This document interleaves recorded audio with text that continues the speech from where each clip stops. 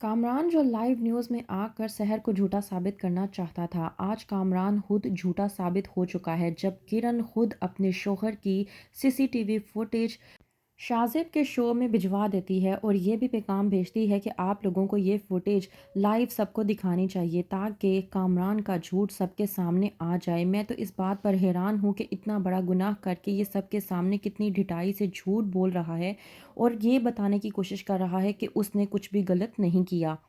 ड्रामे के next episode में आप लोग देखेंगे कि कामरान जो सहर पर चिल्ला कर उसको झूठा साबित करने की कोशिश करता है, तो वहीं पर सहर सबके सामने ये कहती है कि कामरान, इस तरह से चिल्लाकर तुम झूठ को सच में तब्दील नहीं कर सकते। सच तो आखिरकार सच ही रहेगा।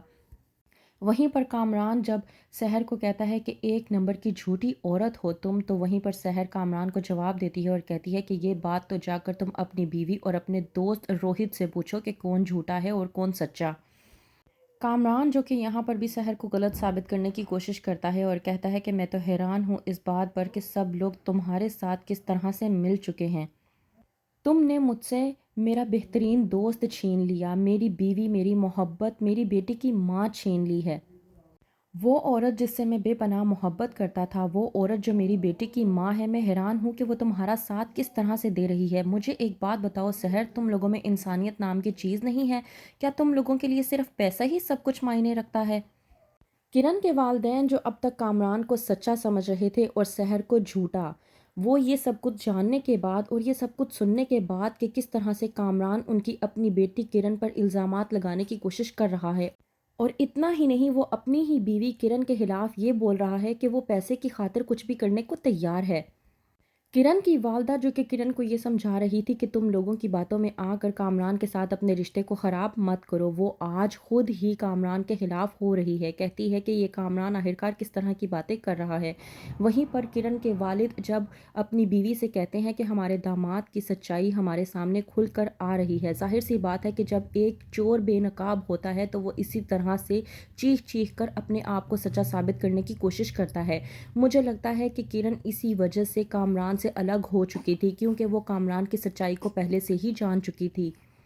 किरण ये सब कुछ देखकर बर्दाश्त नहीं कर पाती और सोचती है कि कामरान इस हद तक घटिया इंसान कैसे हो सकता है कि कितनी ढिठाई से झूठ बोलकर सबको झूठा और अपने आप को सच्चा साबित करने की कोशिश कर रहा है। किरण वहीं पर फैसला करती है कि जो सीसीटीवी फुटेज उसके पास मौजूद है, उसी फुटेज को वो सबूत के तौर पर इस्तेमाल करके कामरान को आज सबके सामने बेनकाब करके ही रहेगी। किरण जो कि बहुत सोच समझ कर अरूसा को वो फुटेज भेज देती है। अरूसा जो कि शाहज़ेब खानज़ादा के शो की असिस्टेंट होती है, वो फुटेज देखने के बाद सबको आगाह करती है और कहती है कि किरण ने मुझे कोई फुटेज भेजी है और फुटेज में सहर भी मौजूद है। मनीषा समझ नहीं पाती कि वो फुटेज आखिरकार कौन सी हो सकती है। कहती है मनीषा अरूसा को कि ये वीडियो चला कर दिखाओ कि ये वीडियो आखिरकार क्या है। जब वीडियो सब लोग देखते हैं तो दंग रह जाते हैं। मनीषा बताती है कि ये उसी दिन की सीसीटीवी फुटेज है जिसमें साफ साफ वाजिया है कि कामरान झूठ बोल रहा है और उसने वाकई में सहर के साथ ज्यादती की है। कहती है मनीषा कि ये कामरान के खिलाफ हमारे पास बहुत बड़ा सबूत है, हमें इस सबूत को इसी लाइव न्यूज़ में सबके सामने चला देना चाहिए। कामरान जो अब तक भड़के मार रहा था, सीसीटीवी फुटेज देखने के बाद उसके पैरों तले से ज़मीन निकल जाती है और वो खुद ही एक्सेप्ट कर लेता है कि हाँ, उसने ये गुनाह किया है और उसे इस पर कोई भी पछतावा नहीं है।